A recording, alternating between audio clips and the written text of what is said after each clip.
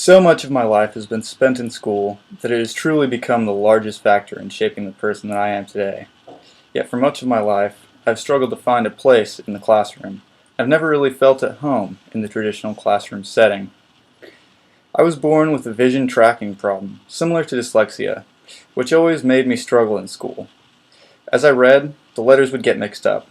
Not so much whole words, just the letters. Either way, it still made reading very hard, and it made keeping up with classes very hard throughout all of my education, and still continues to give me struggles today. On top of that, I also have pretty severe adult ADD, which has continued into my adult life. For people with ADD, it seems pretty easy to feel like life is on repeat. You deal with the same problems over and over again, in the same settings, in school. You find yourself easily distracted, forgetting important dates and deadlines, even forgetting things that your friends told you that you even thought were funny. So it's not just a problem of not being interested enough in school. Sometimes you just can't turn the distractions off. They just happen.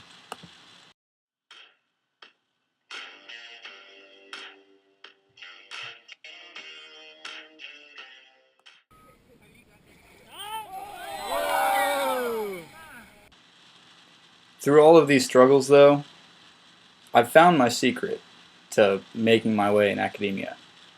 And that secret is simply to learn hands-on. I found myself learning better in classes that also had labs associated with them.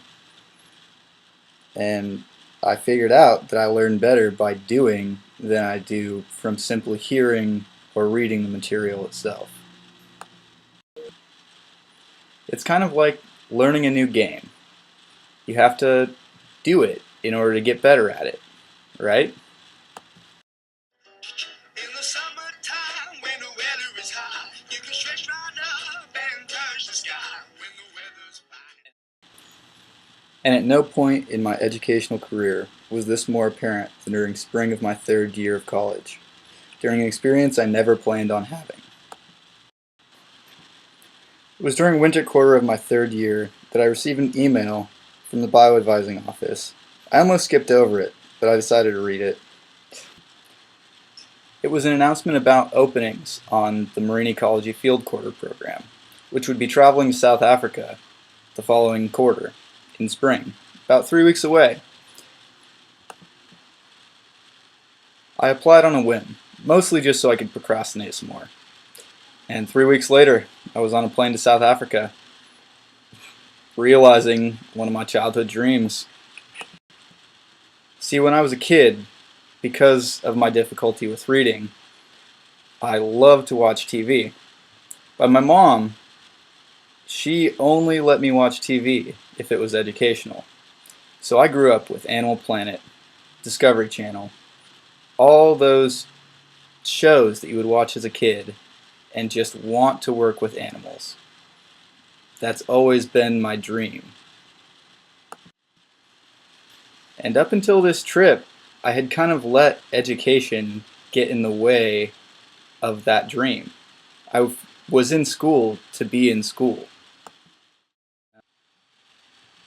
Now, I was being given the opportunity to go and achieve this childhood dream, to go and actually study and work with animals in the field, starting in a completely new place. I felt just like Steve Irwin, the crocodile hunter. It was this course that allowed me to take all the knowledge that I had acquired throughout the years and put it together, following the scientific process of ecology to synthesize and test a hypothesis that you came up with yourself based on your own observations.